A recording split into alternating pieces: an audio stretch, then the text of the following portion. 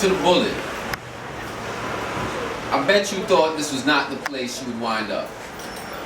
Lodged between flesh and spirit when they made you, all shiny, inside stuffed with gunpowder, no mother, no father, stacked you in a box full of strangers, all of you just wishing for the smooth sailing of air over metal skin.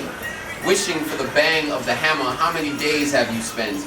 Dreams have you had, drowning out your comrades' chatter till one day, shopping cart kissed, register hugged you, or happy to the fingertips of a man too full of his own self-worth to notice the sound as you fell on the floor and rolled underneath the table. Penty did down racist, rose up righteous indignation with your 1.5-inch frame in his palm if you had eyes. I imagine there'd have been bowling ball bowled to the site of your next home. Clipped you were on top of 12 of your fellow mates. You, number 13, unlucky of the holy. They say the first to hit a chamber percussion solo. You, the soundtrack of death.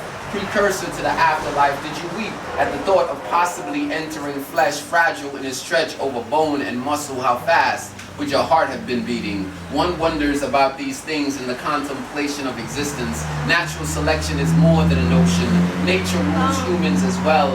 Rules with an iron fist. Mother goddess and all. Shango knows nothing but war here. Double-headed axe marred in the human condition. My mother told me people will do two things. Run from you or try to kill you. Love happens to be a figment of the imagination. The same imagination that makes poets. Makes people speak when they feel they shouldn't have to. The same one that sprung up with the idea that hoodies are weapons of mass destruction. I imagine with every stitch of breath in my lungs that the car must have felt like a plantation.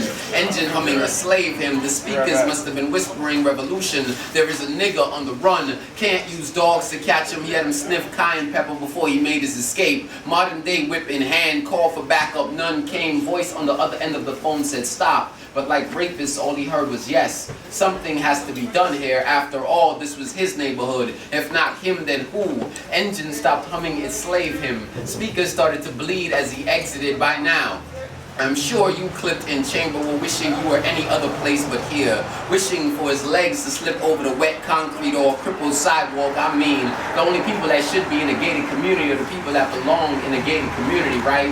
I.e. everyone that looks like they have slave trade in their bloodline. And so what?